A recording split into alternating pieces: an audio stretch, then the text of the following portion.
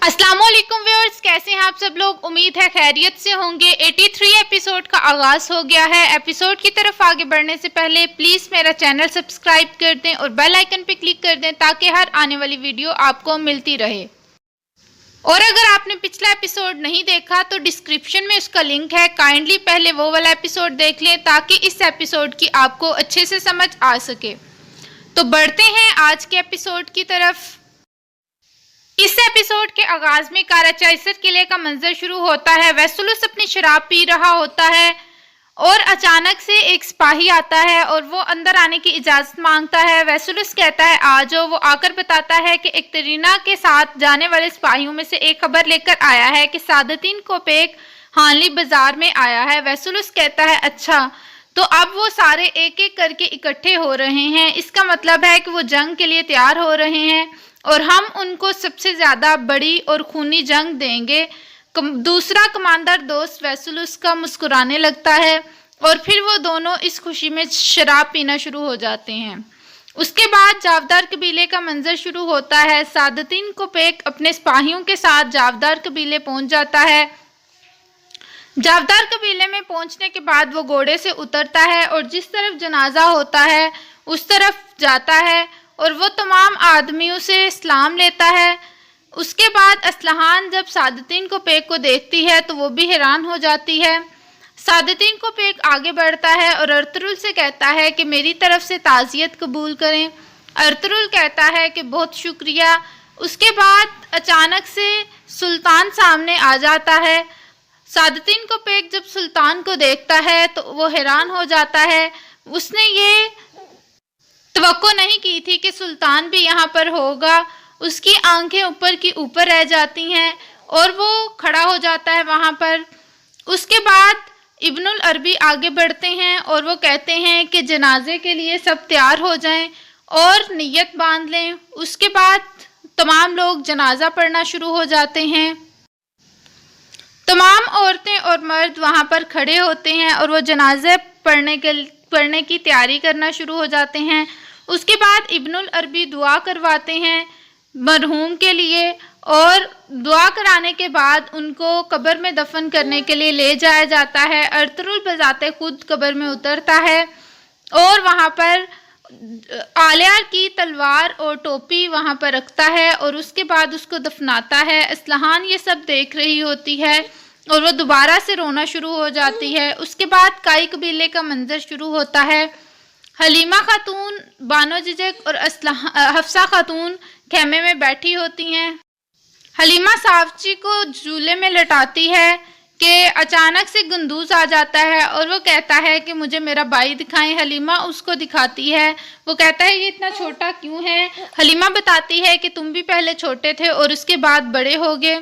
उसके बाद वो उसे कहती हैं कि इसको तुम तरबियत के लिए ले जाना। गंदूज कहता है कि अगर ये मेरा हुक्म मानेगा तो मैं ले जाऊंगा। उसके बाद वो चला जाता है। हलीमा खातून कुछ सोचने लगती हैं। उसे याद आता है जब वो बच्ची थी तो एक दफ़ा अलाउद्दीन वहाँ पर आए थे और उसने अलाउद्दीन चचा को आवाज़ दी थी। उसे याद आ जाता है कि वो सुल्तान अलाउद्दीन थे। वो सोचों में होती हैं कि हफ्सा खातून आके पूछती हैं कि आप मुझे परेशान लग रही हैं। हलीमा कहती है नहीं मैं ठीक हूँ, बस ऐसे ही। हफ्सा कहती है मैं बच्चे को संभाल लूँगी। हलीमा कहती है नहीं तुम्हारा बहुत शुक्रिया। उसके बाद जावदार कबीले का मंजर शुरू होता है। असलहान आलियार की किताबें देखकर कहती है कि उसको साइंस पढ़ने का बहुत शौक था। वो जब से पैदा हुआ था वो माँ बाप दोनों से ही दूर रहा था। जब वो कबीले वापस आया तो उसके बाद से सख्तियाँ शुरू हो गई थी। उसने सुकून का एक लम्हा भी नहीं देखा था।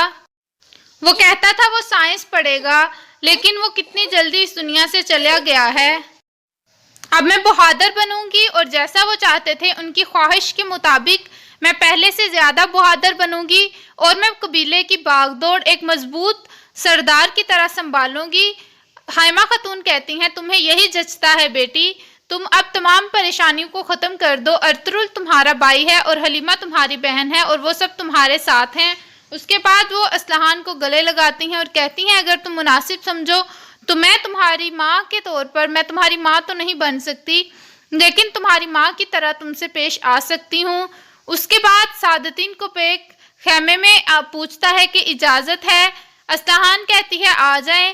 اس کے بعد وہ اندر آ جاتا ہے۔ حائمہ خاتون اسلحان کو کہتی ہیں کہ میری طرف سے ایک بار پھر تعزیت قبول کرو، مجھے اب جانا چاہیے۔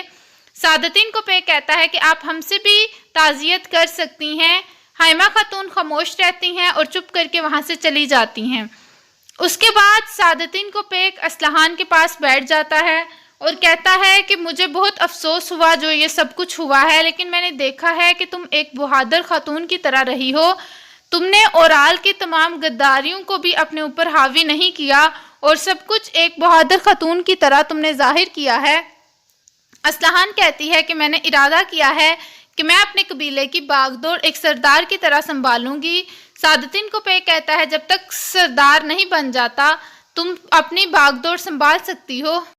اسلحان کہتی ہے کہ میں جرگے کے بعد بھی اسی قبیلے میں رہوں گی جب تک میں اپنے بھائی کا بدلہ نہیں لے لیتی۔ میں اس قبیلے سے کہیں نہیں جانا چاہتی اور میں مرتے دم تک اسی قبیلے میں رہنا چاہتی ہوں۔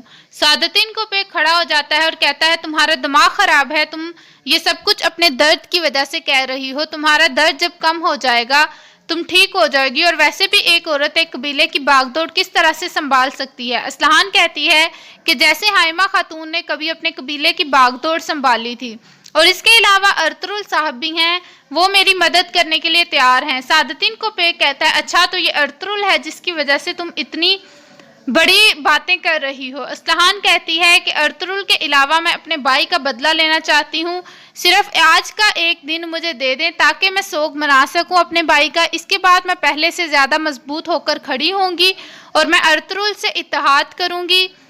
سعادتین کو پہ کہتا ہے کہ تم نے میرے ساتھ شادی کا وعدہ کیا تھا اور تم وہ اس پہ قائم رہو گی، تم اپنا وعدہ پورا کرو گی۔ تم ابھی فی الحال اس لیے یہ سب کچھ اپنے درد کی وجہ سے کہہ رہی ہو۔ میں تھوڑی دیر بعد آؤں گا اور تم سے دوبارہ جواب مانگوں گا۔ اس کے بعد قلعے کا منظر شروع ہوتا ہے۔ ویسلس اپنے دوست کماندار کے پاس بیٹھا ہوتا ہے، وہ کہتا ہے کہ آپ کی وجہ سے ایکٹرینا اپنے مقدس کام کی طرف واپس آ گئی۔ ویسلس کہتا ہے کہ اس کی ایک غلطی تھی کہ اس نے ترک پر بھروسہ کیا، ورنہ وہ ایک ذہین عورت ہے۔ کماندار کہتا ہے کہ ذہین عورتیں خطرناک بھی ہوتی ہیں۔ ویسلس کہتا ہے کہ میں یہ نہیں جانتا، میں بہت اچھی طرح جانتا ہوں۔ کماندار کہتا ہے کہ آپ کو چاہیے کہ اس سے شادی کر لیں کیونکہ ہلینا ایک گورنر کی بیٹی ہے، وہ شاہی نسب سے تعلق رکھتی ہے۔